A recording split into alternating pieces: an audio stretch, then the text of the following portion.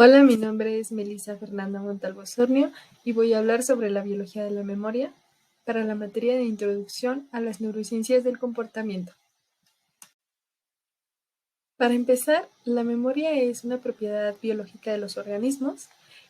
Específicamente, la memoria humana se caracteriza por sus propiedades como el olvido y la elección de almacenar información. Esto es porque el cerebro puede decidir qué información decide almacenar, qué información es útil y qué información puede desechar, porque no es necesario mantenerla. Es la memoria de los humanos, que tiene la capacidad de olvidar, de desechar la información. Los aspectos de los sistemas de la memoria son el aprendizaje, la memoria y el olvido. Con aprendizaje nos referimos a adquirir nuevos conocimientos. Con memoria nos referimos a retener estos conocimientos, a conservarlos y también a lo que podrían ser posteriormente sus modificaciones o reconsolidaciones dependiendo de la nueva información que se aprenda. Y al olvido. El olvido sería la desaparición de esta información, de estas huellas de la memoria. Hay diferentes razones por las que se da el olvido. Puede ser porque el registro no se consolidó, porque no era realmente interesante, no era útil para la memoria y lo desechó. También puede ser porque se atenúa la información registrada porque no fue consolidada correctamente, entonces los aspectos indispensables no fueron almacenados y no se puede recordar correctamente, entonces es desechada. Estos aspectos de los sistemas de la memoria, que es el aprendizaje, la memoria y el olvido, dan como resultado los recuerdos. ¿Cómo funcionan los recuerdos? Para construir uno es necesario el registro, el almacenamiento y la evocación. El registro es la representación de una experiencia, de una vivencia en nuestra corteza cerebral. Por ejemplo, cuando nosotros estamos comiendo un pastel. El registro sería esta experiencia representada en nuestra corteza cerebral. El almacenamiento es cuando se manipula esta información para ser registrada y posteriormente analizada, codificada y procesada para ser convertida en una huella de memoria que se conserve ya en la corteza cerebral. Cuando nuestro recuerdo de nosotros comiendo pastel se guarda en la corteza cerebral. Y por último tenemos la evocación, cuando se activa ahora la corteza cerebral para traer de vuelta, para recordar o recuperar esta huella de memoria. Cuando nosotros recordamos esa experiencia de haber comido pastel, y esto es gracias al previo registro y almacenamiento. Estos procesos de registro, almacenamiento y evocación se dan dentro de los sistemas de memoria. Estos sistemas tienen características y estructuras diferentes dependiendo de su función, de su utilidad. Hay una clasificación muy general que sería la verbal y no verbal. En este caso, de el hemisferio izquierdo y el hemisferio derecho, pues el hemisferio izquierdo es verbal, palabras, y el hemisferio derecho es no verbal, imágenes. Aunque en realidad interfieren ambos en una actividad, como por ejemplo memorizar la lista de compras. Cuando vas y piensas voy a comprar leche, huevo y jamón, también piensas en las imágenes de la leche, el huevo y el jamón, lo que hace más fácil el aprendizaje y la memorización de la lista. Nuevamente, al pasar por los procesos de registro, almacenamiento y evocación, pasamos por la memoria sensorial, la huella de memoria y la memoria a largo plazo. La memoria sensorial o memoria a corto plazo es un recuerdo en su fase de registro, en su fase más temprana, cuando está en la vivencia a través de nuestros sentidos. La huella de la memoria es este recuerdo que ya fue almacenado, pero no ha sido evocado, no, no lo hemos recordado, entonces solo está ahí. Y la memoria a largo plazo es cuando este recuerdo ya fue almacenado y ya fue evocado. Para esto hay que tener en cuenta que para que una memoria sensorial se vuelva una huella de memoria es necesario que cause un impacto, porque si no es lo suficientemente interesante o no se encuentra una utilidad, esta memoria sensorial simplemente va a desaparecer y no se va a volver en una huella de memoria y por lo tanto tampoco en una memoria a largo plazo. Hay veces en que las huellas de memoria son almacenadas, pero no se evocan espontáneamente, no se evocan de manera inconsciente. Entonces, necesitan un estímulo. Por ejemplo, cuando nosotros no logramos recordar a una persona, pero cuando nos ponen su cara, la recordamos. Esto es una memoria de reconocimiento, que solo se reconoce, solo se recuerda cuando es presentada ante el sujeto. Tenemos dos tipos de memoria, la memoria a corto plazo y la memoria a largo plazo. La memoria a corto plazo es, como se explicó con la memoria sensorial, es la forma más temprana del procesamiento de la información. Esto quiere decir, ¿es sensorial o es perceptual? Pues viene de la interacción de nuestros sentidos con su ambiente. Es limitada y es temporal. Si no se almacena, si no se ocupa, se desecha. Refleja la activación de circuitos reverberantes y es de naturaleza electroquímica. Dada su naturaleza temporal, no puede manejar más de 7 unidades de información al mismo tiempo. Igual por esto es limitada, solo tiene cierta capacidad de procesamiento. Y esto hace que sea muy sensible a la interferencia. Como es limitada, cualquier tipo de interferencia en el procesamiento de la información podría hacer que hubiese problemas al pasar a la parte de almacenamiento. La memoria a largo plazo, por su parte, es estable, ya son huellas de memoria que están estables en toda la corteza cerebral y es declarativa o procedural. Es ilimitada y permanente, no tiene los recuerdos de memoria a largo plazo no tienen una caducidad, pueden durar toda la vida y no hay una capacidad específica. Podemos tener muchísima información en nuestro cerebro a largo plazo. Está basada en modificaciones estructurales de la sinapsis por mediación del hipocampo. Es resistente a la interferencia, a diferencia de la memoria a corto plazo, porque estos recuerdos ya están consolidados, ya están establecidos en toda la corteza cerebral, entonces la interferencia no afectaría. Y se puede formar desde el procesamiento sensorial o a partir de la memoria a corto plazo. Esto quiere decir que no es necesario que la memoria sensorial pase a huella de memoria para volverse memoria a largo plazo. Puede pasar directamente de memoria sensorial a memoria a largo plazo. Dentro de la memoria a corto plazo tenemos la memoria sensorial, la memoria de trabajo y la memoria perceptual o priming. La memoria sensorial proviene de los órganos de los sentidos, es la forma más temprana y más corta del procesamiento de la información, como lo estábamos diciendo.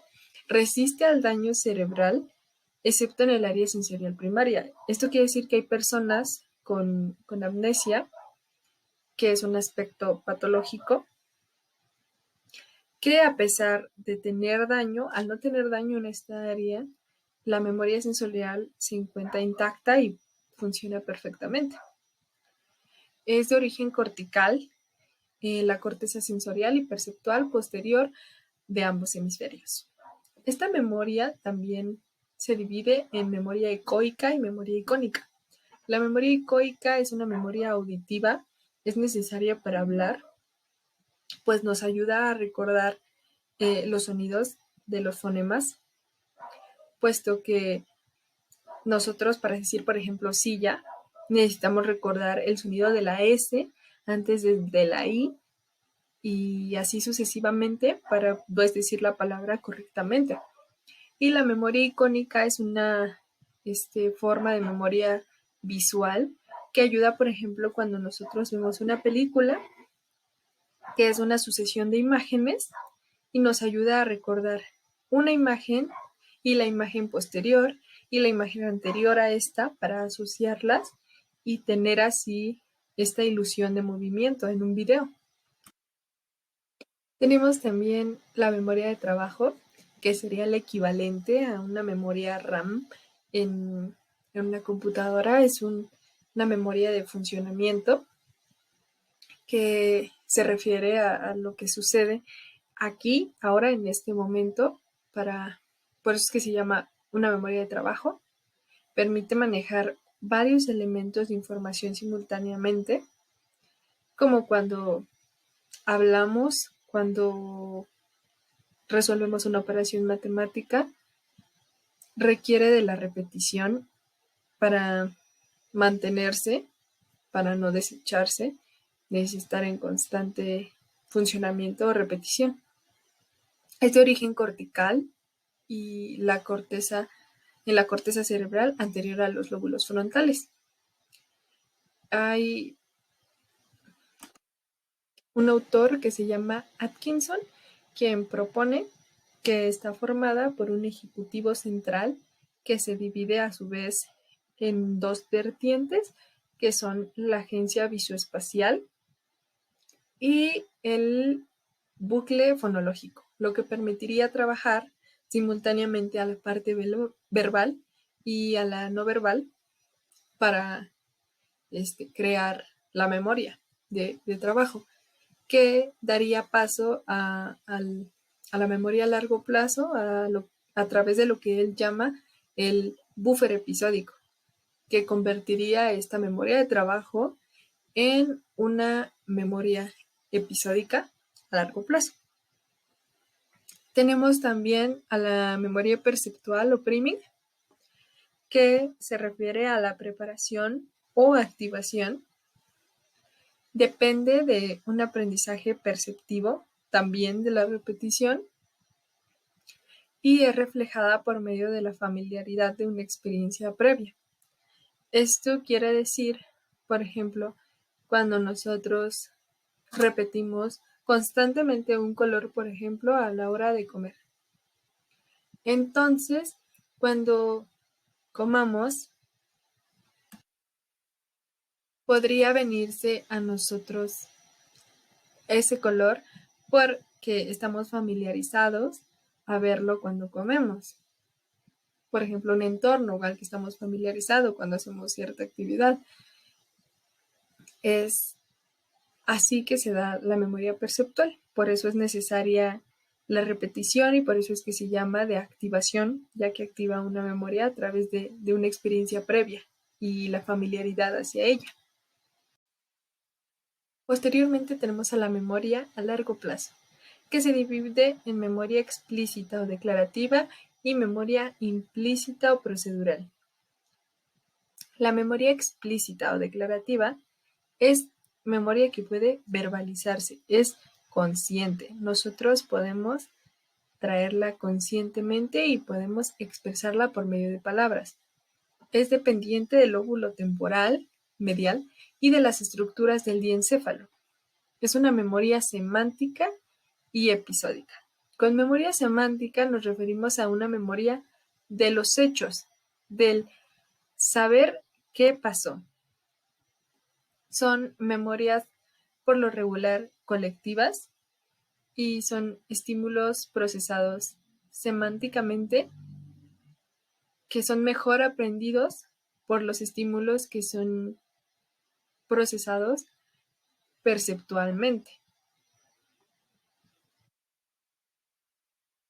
Este conocimiento es, por ejemplo, el conocimiento científico, el saber sumar, el saber leer y este tipo de conocimiento. La memoria episódica es, por su parte, una memoria de eventos. En vez de saber qué, es saber dónde y cuándo. Esta memoria sí está dotada de un carácter espacial y temporal y es por lo regular autobiográfica. Son nuestras vivencias temporales y puede ser episódica o puede ser retrospectiva o prospectiva. La memoria episódica retrospectiva son las vivencias del pasado y la memoria episódica prospectiva son las vivencias que podemos o queremos vivir en el futuro. Y el olvido se puede dar tanto en la memoria episódica prospectiva como en la retrospectiva. Por ejemplo, los pacientes con Alzheimer a veces olvidan lo que van a hacer en el futuro, lo que se proponían hacer. Por ejemplo, el plan que tienes durante el día se olvida y eso es la memoria episódica prospectiva. Tenemos también a la memoria implícita o procedural. Esta memoria es de procedimientos, es automática y no es verbalizable, por lo tanto no es consciente, es la diferencia entre estas dos. Regularmente son hábitos motores, es lo que o la que ocuparon respecto al condicionamiento, el condicionamiento se enfocaba en la memoria a largo plazo, es filogenéticamente más antigua que las otras y son estructuras cerebrales que ocupa son la corteza y los ganglios basales, el caudado y el putamen. Esta memoria se involucra en el desarrollo cognitivo, en la generación de procesamiento emocional y en la adquisición del lenguaje natural.